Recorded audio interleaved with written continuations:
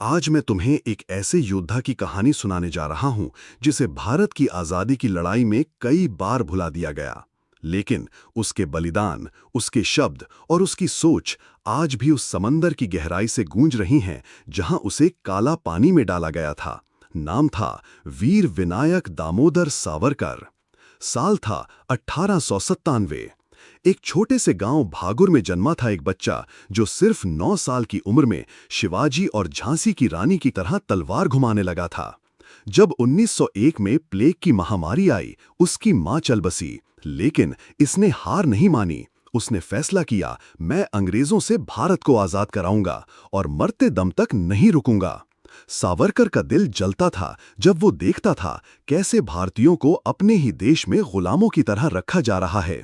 1905 में जब बंगाल का विभाजन हुआ तो सावरकर ने पूरे नासिक में विदेशी कपड़ों की होली जलाई और बोले, अब सिर्फ विदेशी कपड़े नहीं जलेंगे, अंग्रेजी हुकूमत भी जलेगी। सावरकर की सोच सिर्फ नारेबाजी नहीं थी, वो एक लेखक, एक योद्धा और एक रणनीतिकार थे। इंग्लैंड गए कानून की पढ़ाई करने, लेकिन वहां जाकर शुरू कर दी क्रांति की प्लानिंग। इंडिया हाउस में बैठकर उन्होंने 1857 की क्रांति पर एक किताब लिखी जिसे अंग्रेजों ने बैन कर दिया क्योंकि उसमें छिपा था विद्रोह का जहर और आजादी की आग। लेकिन 1909 में एक अंग्रेज अधिकारी की हत्या के आरोप में उन्हें गिरफ्तार कर लिया गया और शुरू हुआ इतिहास का सबसे दर्दनाक अध्याय। उन्हें ले जाया गया अंडमान की सेल्युलर जेल, जिसे लोग कहते थे काला पानी।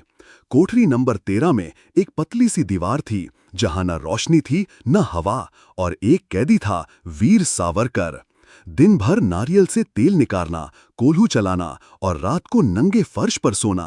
पर सावरकर ने हार नहीं मानी। दीवारों पर अपने नाखून से कविताएं लिखते गए। यही उनकी ताकत थी। उनकी एक लाइन थी, जो भस्म हो जाए तूफानों में वो दीप नहीं, वो राख है। जो लहू से सींचे मिट्टी को, वो वीर है, वो सावरकर है।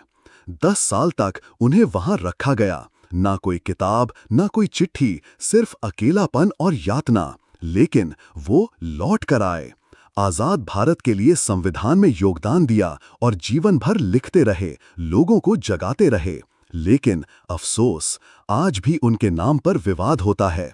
कोई उन्हें नायक मानता है, कोई कुछ और। पर एक बात साफ है, जिसने काला पानी की जेल को भी झेल लिया, उसका हौसला हम सबकी रगों में बहना चाहिए।